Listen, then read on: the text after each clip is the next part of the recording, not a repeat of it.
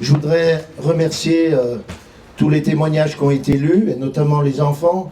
Je voudrais remercier encore une fois le directeur, M. Franck Pigeot, parce que je trouve que c'est très important.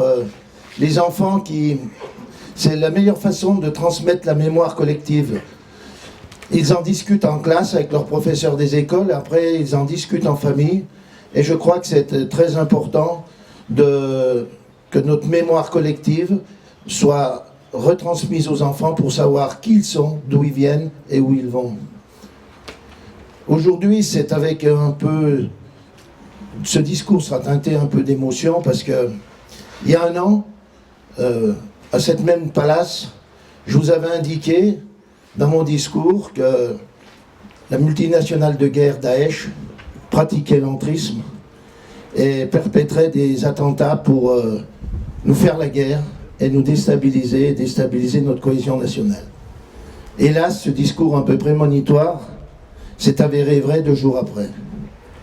Et aujourd'hui, on peut se dire, qu'en est-il aujourd'hui? Eh bien aujourd'hui, nous sommes toujours en guerre et nous avons encore reçu ce matin un message de vigilance par rapport aux attentats. Et Gérard Renucci l'a rappelé, plus de 200 morts cette année, c'est énorme, c'est considérable. Et ce n'est pas une guerre de tranchées, comme on l'a vient de l'évoquer, ou une guerre conventionnelle, mais c'est une guerre de harcèlement, c'est une guerre très sournoise. Et je pense qu'il ne faut pas avoir aucune pitié pour ces meurtriers.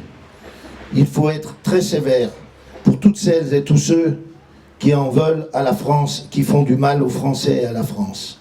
Par contre, il ne faut pas tomber dans l'excès, car nous construirons notre pays pas qu'avec une partie des Français, mais bien avec tous les Français, pas qu'avec une partie de notre jeunesse, mais bien qu'avec toute notre jeunesse. Et ceci, c'est certain, quand on l'a vu en 40, pour notre part, on n'a pas vu, mais nous l'avons appris, que lors du plan Marshall qui avait été mis en place, tous les Français ont retroussé les manches et on a connu les 30 glorieuses.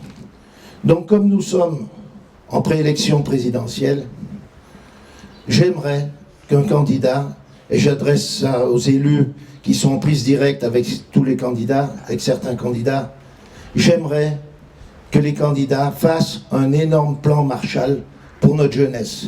Car notre jeunesse, c'est notre avenir, c'est l'avenir de notre pays. Et aujourd'hui, avec 25%, plus de 25% de chômage, comment voulez-vous que notre jeunesse ne soit pas désespérée? Il faut lui redonner des perspectives. Nos cerveaux partent à l'étranger, ne reviennent pas, les autres n'ont pas de lisibilité.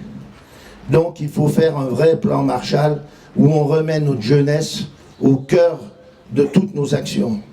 Et puis, les Français, on est un peu comme ça, on a du mal à se projeter dans le 21e siècle. Ce siècle, on a du mal à y rentrer. Il faut y rentrer de plein pied, ne pas avoir peur, oser. Il faut être innovant. Nous, la caractéristique des Français, c'est d'être innovant, d'être créateur.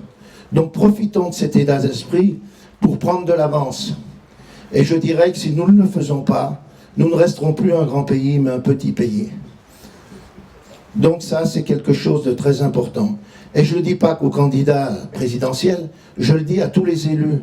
Nous aussi, dans nos territoires, il faut remettre notre jeunesse, et j'y suis très attaché, au cœur de toutes nos actions. Car c'est comme ça qu'on développera le plus rationnellement, qu'on intégrera le plus les gens. Et je l'ai vérifié, vous allez sourire, mais je l'ai vérifié au festival reggae où il y avait 5000 personnes, beaucoup de jeunes, qui allaient des scouts au Rasta. Ils étaient tous unis. Donc c'est possible dans cette société d'aujourd'hui qui a plus tendance à diviser qu'à réunir.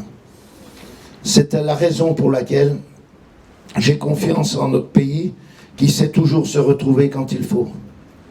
Et quand je dis ça à certains d'entre vous, à certains élus aussi, ils me disent « Mais Bernard, c'est utopique, tu rêves. » Alors je leur dis « Oui, pour créer, pour être visionnaire, il faut rêver un peu. car le rêve, c'est la nourriture de l'esprit, et quelquefois, l'esprit concrétise nos rêves. Merci.